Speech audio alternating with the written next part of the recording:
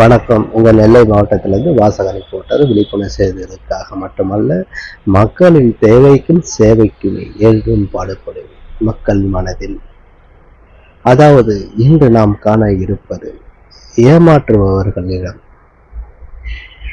கொலை செய்பவர்கள்.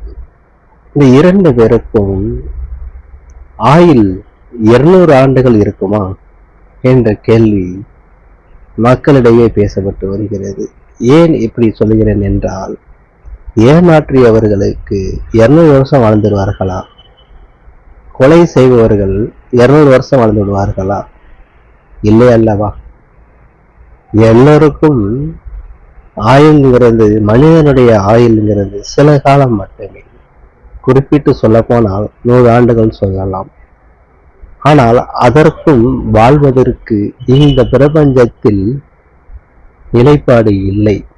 காரணம் என்ன என்றால், ஹார்ட் அட்டாக்கு, ஆக்சிடென்ட், இயற்கை மரணம், உடல்நிலை சரியில்லாத மரணம், இப்படி வெவ்வேறு மரணங்கள் நம்மளை வந்து சாடுகிறது.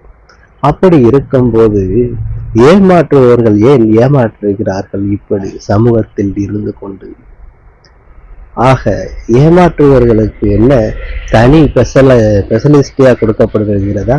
விவிஐபி என்கிற ஆயுள் ரேகை அவர்களுக்கான 200 ஆண்டுகள் வரை வாழப்போகிறார்களா? இல்லையே. கொலை செய்வர்களுக்கும் 200 ஆண்டுகள் வாழப்போகிறார்களா? இல்லையே. அவர்களுக்கும் ஆயுள்ங்கிறது எல்லாருக்கும் ஒன்றுதானே. ஒவ்வொரும் செய்கிற வினைகள் என்னவோ அது அப்படியே பலிக்கும். அதுதான் இந்த பிரபஞ்சத்தில் வாழ்வது என்னமோ குறுகிய நாட்கள். அந்த குறுகிய நாட்களை சிட்டுக்குருவிடம் இருந்து பழகி கொள்ளுங்கள். வாழ்க்கை இனிதாக மாறும்.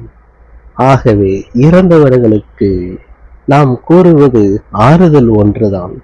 அந்த ஆறுதல் அந்த உயிருக்கு சமமாகுமா என்று பார்த்தால் இல்லை. ஆறுதல் என்பது வார்த்தையாலும் மனதாலும் மட்டுமே நாம் சொல்ல முடியுமே தவிர, அந்த இடத்துக்கு நிகர் அவரை உயிருடன் கொடுக்க முடியுமா இந்த சமூகம்? இல்லை. ஆகவே வாழ்வது சில காலமாக இருந்தாலும் நல்லபடியாக வாழ்ந்துவிட்டு செல்ல வேண்டும். மனதில் தூய எண்ணங்களோடு வாழக்கூடாது. பிறரை நோகடிக்காமல் வாழ வேண்டும். நல்ல பாதையில் செல்ல வேண்டும். இப்படித்தான் நாம் உலகம் பிறந்தது. ஆசை, கோபம், கற்பனை இவைகள் மூலம் பொறாமைகள் வளர்ந்தது.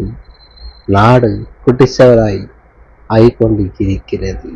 இதிலிருந்து மீற நேர்மை எண்ணை கடைபிடிங்கள். உன் மனதை தூய்மையாக்கினாலே போதும், எல்லாமே தூய்மையாகிவிடும் என்று சொல்லிக்கொண்டு விடைபெறுகிறேன். நன்றி, வணக்கம்.